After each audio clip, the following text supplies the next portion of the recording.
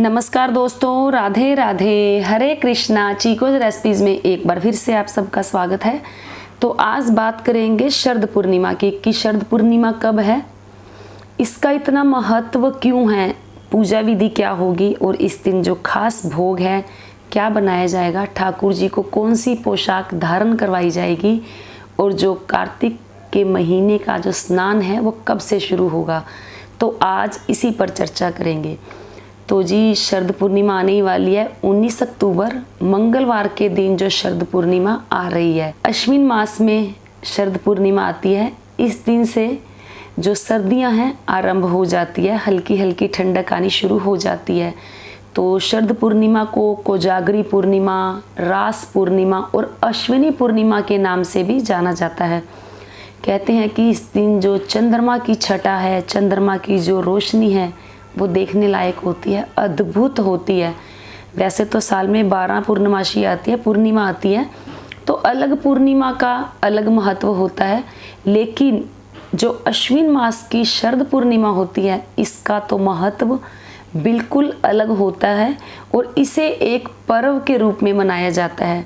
तो हर पूर्णिमा पे चंद्रमा पूर्ण होता है, रोशनी बहुत होती है, लेकिन शरद पूर्णिमा के दिन आप अगर चंद्रमा की रोशनी को देखते हैं तो आपको और पूर्णिमा के मुकाबले बहुत दिव्य, बहुत सुंदर और एक अद्भुत लगती है।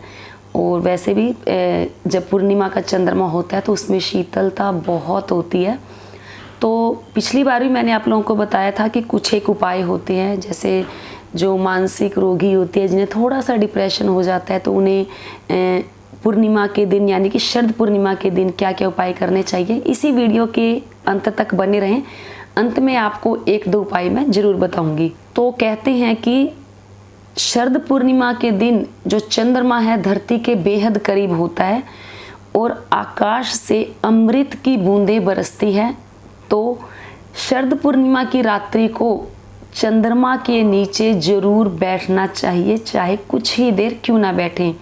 तो शरद पूर्णिमा के दिन ही कहते हैं कि भगवान श्री कृष्ण ने महारास रचाया था। शरद पूर्णिमा के दिन ही समुद्र मंथन के समय लक्ष्मी जी की उत्पत्ति हुई थी। तो लक्ष्मी जी के आगमन के रूप में भी तो ये पर्व है जो मनाया जाता है। तो शरद पूर्णिमा की जो पूजा है वो भी विशेष होती है। तो शरद पूर्णिमा से ही जो कार्तिक मास का स्नान है वो शुरू हो जाता है।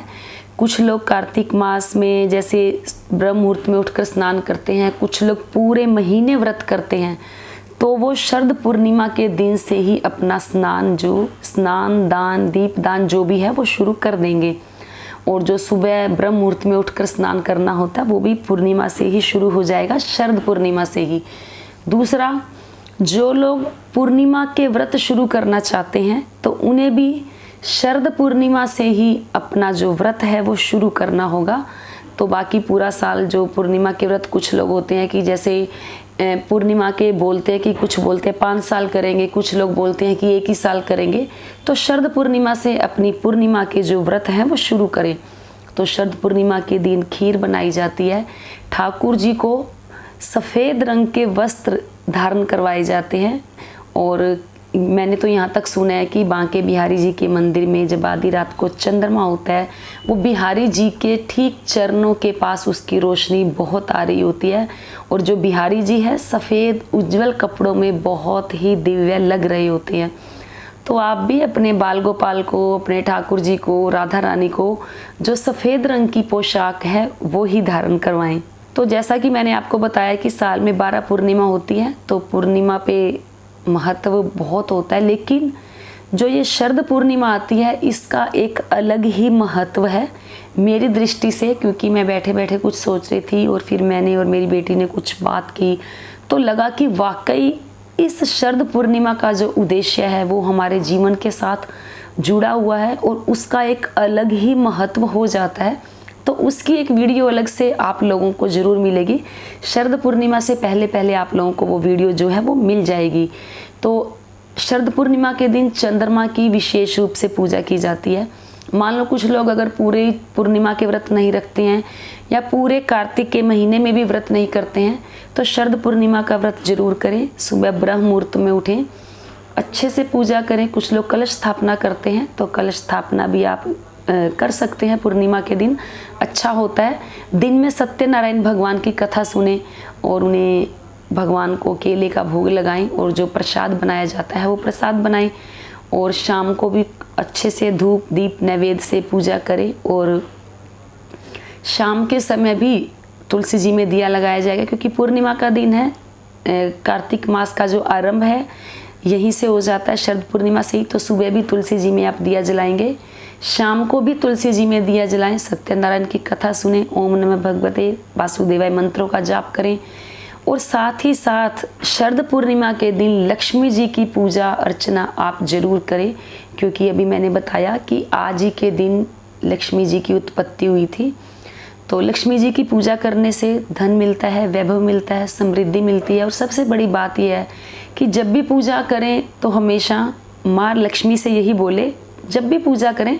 लेकिन अभी मैं शरद पूर्णिमा की पूजा की बात बता रही हूँ आपको कि लक्ष्मी जी की पूजा जरूर होती है। शरद पूर्णिमा के दिन रात्रि के समय पूजा करें लक्ष्मी जी की, सुबह के समय भी करें। और लक्ष्मी जी से यही बोले कि हे लक्ष्मी जी, आप मेरे घर में आएँ, लेकिन उल्लू पर सवार होकर ना होकर आप मेरे घर में गरुड़ पर सवार होकर आए, क्योंकि गरुड़ पर भगवान श्री हरि विष्णु विराजमान होते हैं, तो उनकी सवारी होती है गरुड़। तो जब माँ लक्ष्मी गरुड़ पर सवार होकर भगवान श्री हरि विष्णु के साथ आती हैं तो हमारे घर में स्थायी रूप से निवास करती है। और कहते हैं कि जब उल्लू पर सवार होकर आती है तो लक्ष्मी तो ज़रूर घर में आती है, लेकिन कहते हैं कि साथ ही साथ हमारी बुद्धि का भी हनन होता है। तो ठीक है, हरि से यही प्रार्थना करें, माँ लक्ष्मी से यही प्रार्थना करें। मैं यही प्रार्थना करती हूँ हमेशा जब भी लक्ष्मी जी की पूजा करती हूँ कि आप मेरे घर में विराजमान हो स्थायी रूप से, भगवान श्री हरि विष्णु के साथ गरुड़ पर विराजमान होकर मेरे घर पधारें। तो शरद पूर्णिमा के दिन रात्रि को जागरण भी किया जाता है। कहते हैं कि माँ लक्ष्मी है, रात्रि में भ्रमण करती हैं और वो देखती हैं कि कौन कौन भक्त मेरा भजन कीर्तन कर रहा है, तो माँ लक्ष्मी उस घर में स्थायी रूप से निवास करती है। तो आप भी भजन करें, कीर्तन करें, इसलिए नहीं कि माँ लक्ष्मी हमारे पास आएगी, हमारे पास धन आएगा। देखिए, संतोष धन यानी कि सेटिस्फैक्शन से अच्छा धन कोई भी नहीं होता। बाकी तो कहते हैं ना कि मोह है माया है, लेकिन जितना चाहिए होता है उतना ईश्वर हमें देता ही देता है। उसके लिए हमें ऐसा नहीं कि बहुत हाई तौबा मचाने की ज़रूरत होती है। ईश्वर ने जितना हमें देना है वो उतना देता ही देता है। हाँ, लेकिन माँ लक्ष्मी से जब भी मांगे संतोष का धन, सेटिस्फैक्शन मांगे, और माँ लक्ष्मी आप देखेंगे कि जब भी पूजा अर्चना करेंगे आपके घर में स्थायी रूप से निवास जरूर करेंगी। इस दिन खीर बनाई जाएगी, खीर संध्या में ही बना लें आप। फिर उस खीर को चंद्रमा की रोशनी में रखा जाता है।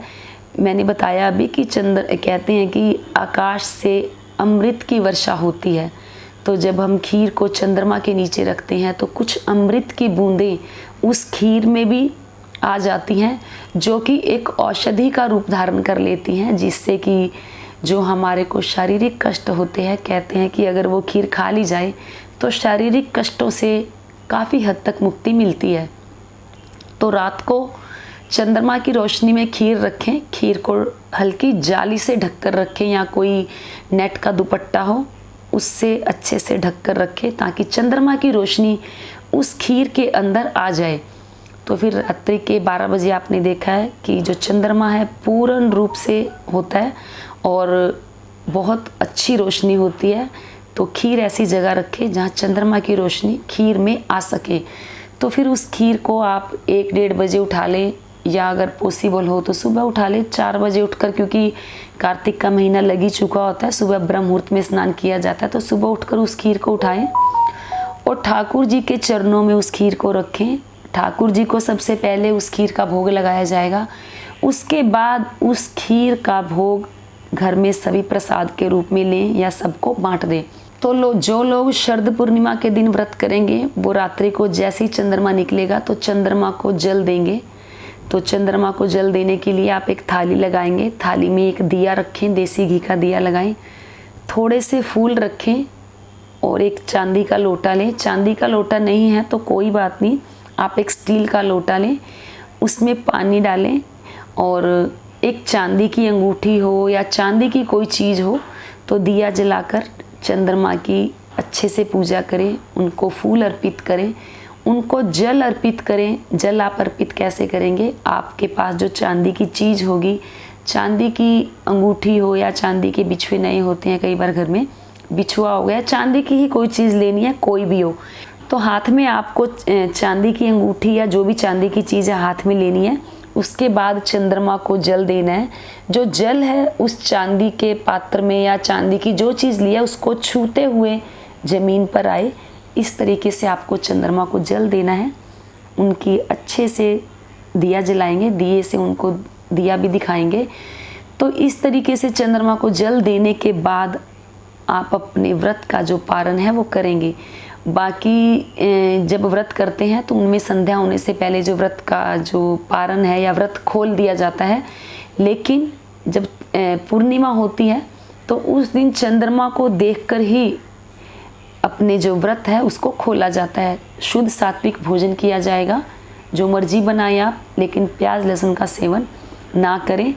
और खीर पूरी बनाई जाती है पूर्णिमा के दिन, लेकिन उस खीर का जो भोग है वो तो अगले दिन ही लगेगा। लेकिन हाँ, आलू पूरी या जो भी भोजन आप खाना चाहें लेकिन बिना प्याज लहसुन का हो, वो आप भोजन खाएं चंद्रमा को जल देने के बाद।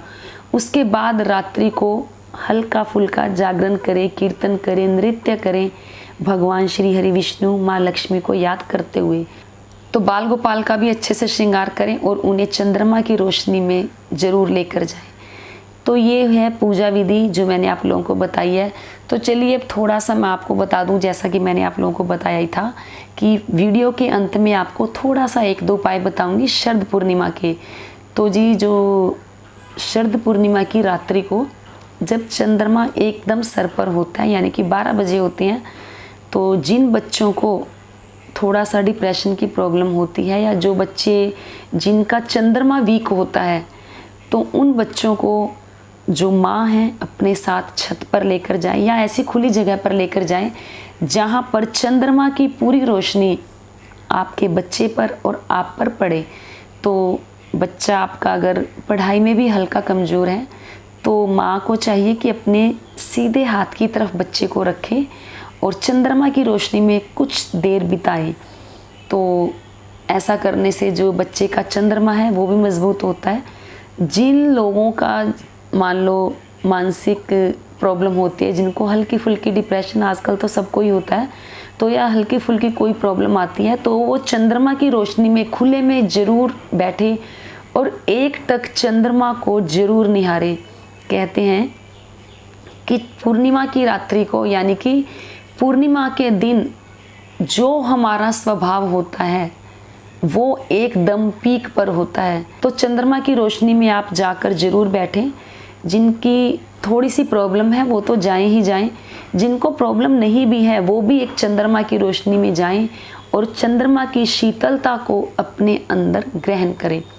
तो जो हमारे घर के बड़े बुजुर्ग हैं वो तो कहते थे, जैसे मेरी सास है वो बोलती थी कि जब चंद्रमा शरद पूर्णिमा के दिन रात्रि को चंद्रमा की रोशनी में सुई में धागा पिरोया जाता है, जिससे कि जो हमारी आँखें हैं मजबूत होती है और जो हमारा दृष्टि है वो भी तेज हो जाती है।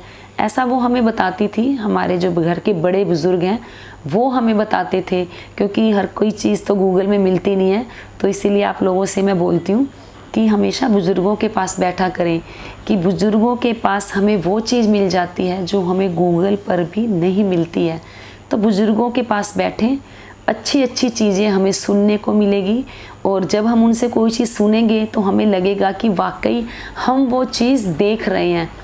तो बस यही कहना चाहती हूँ कि शरद पूर्णिमा की पूजा विधि क्या है, शरद पूर्णिमा की महत्ता क्या है।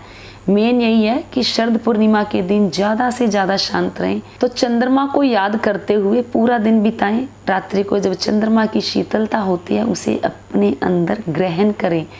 ठाकुर जी को भी कोशिश करें चंद्रमा की रोशनी में ज़रूर लेकर जाएं।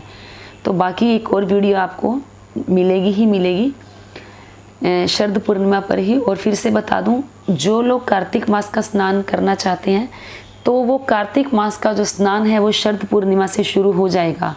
तो बाकी कार्तिक मास की जो भी वीडियो है जल्दी जल्दी आप लोगों को शरद पूर्णिमा से पहले पहले मिल जाएगी कि स्नान दान क्या करना चाहिए, क्या नहीं करना चाहिए, नियम क्या क्या होने चाहिए। तो उन सब की वीडियो आप लोगों को मिलेगी ही मिलेगी। तो बस उम्मीद करती हूँ आपको आज की वीडियो ज़रूर पसंद आई होगी। तो लाइक करें, शेयर करें, चैनल को सब्सक्राइब करना बिल्कुल ना भूलें। हमेशा की तरह अपने सुझाव देते रहें। आज के लिए इतना ही, फिर मिलते हैं। धन्यवाद। हरे कृष्ण।